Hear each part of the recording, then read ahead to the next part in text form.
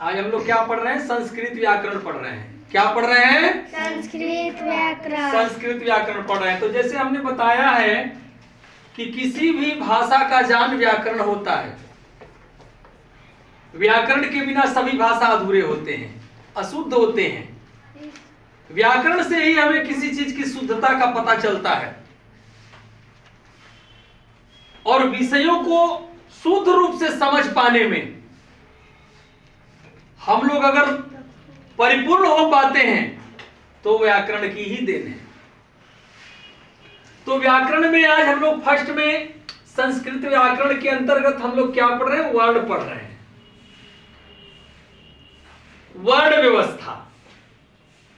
हम लोगों ने भी जब इस धरती पर आए, जब ब्रह्मा जी ने बनाकर भेजा, तो हम लोगों में भी कुछ था नहीं उस समय। मानव जाति एक बना करके भगवान ने भेजा, तमाम जातियां ये बन गई। उसके पूर्व क्या बनाया गया? वर्ण बनाया गया। समाज ने किस चीज की व्यवस्था की? वर्ण की व्यवस्था की। और वर्ण कितने बने? 4 बने। तो 4 वर्ण क्या क्या बने थे? पहला ब्राह्मण, दूसरा क्षत्रिय, और तीसरा वैश्य, और चौथा शूद्र। एसएसटी के अंतर्गत आता है। 4 व्यवस्थाएं बनी थी। उसके बाद तमाम लोग विभिन्न जातियां बना लिए उसमें। तो ठीक उसी प्रकार व्याकरण में भी वर्ण की व्यवस्था है।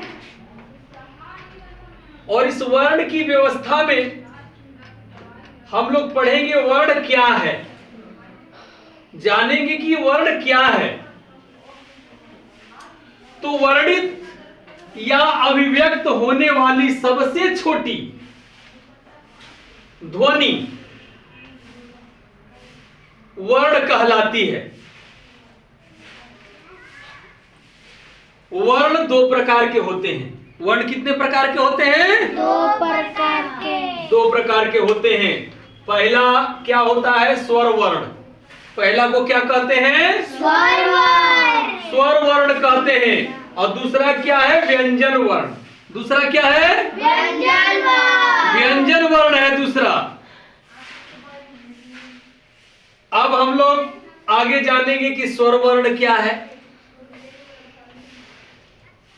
वर्ण का 2 प्रकार है। पहला स्वर वर्ण है और दूसरा व्यंजन वर्ण है। अब हम लोग इसको डिफाइन करेंगे, स्वर वर्ण को। स्वर वर्ण क्या है और व्यंजन वर्ण क्या है। तो स्वर वर्ण के बारे में हम लोग जानेंगे।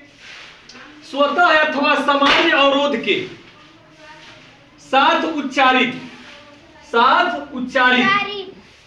स्वतः अथवा, स्वतः माने खुद, सामान्य अवरोध के साथ उच्चारित होने वाली विशिष्ट ध्वनि क्या कहलाती है? स्वर कहलाती है। क्या कहलाती है? स्वर कहलाती है। स्वर कहलाती है। स्वरों की कुल संख्या कितनी है? 13 है। स्वरों की कुल संख्या कितनी है? 13 है। क्या वह स्वरों की संख्या हम जानेंगे? तो देखिए यहाँ लिखा है अ, आ, छोटी, बड़ी, छुटाऊ, बड़ाऊ, री, ली, ली, ए। यह इतना जो है हमारा क्या है? 13। ये संख्या है। ये क्या है? स्वर है। क्या है? स्वर है। और ओ, औ भी यहां तक स्वर है। यह सब कुल मिलाकर के स्वर की संख्या कितनी है? 13 है। स्वर वर्ण की संख्या कितनी है? 13 है। ये सभी लोग को जानकारी रहेगा, भूलेगा नहीं ना। तो दिमाग में रखेंगे स्वर वर्ण की संख्या कितनी है? 13 है। संस्कृत में स्वर वर्ण की संख्या कितनी है? 13 है। अब अगला हम लोग जानेंगे नंबर 2 क्या हेडिंग है? व्यंजन वर्ण। नंबर 2 क्या है? व्यंजन वर्ण। स्वर के सहयोग से उच्चारित होने वाले वर्ण व्यंजन कहलाते हैं। व्यंजन हम किसको कहते हैं? स्वर के सहयोग से जो उच्चारित होते हैं वो जो वर्ण है उसको हम क्या कहते हैं? व्यंजन कहते हैं। इनकी संख्या कितनी है? 33 है, 33। व्यंजन की संख्या कितनी है वर्ण संस्कृत में? 33। कितनी है? 33। स्वर की संख्या 13 है और वर्ण की संख्या कितनी है? 33।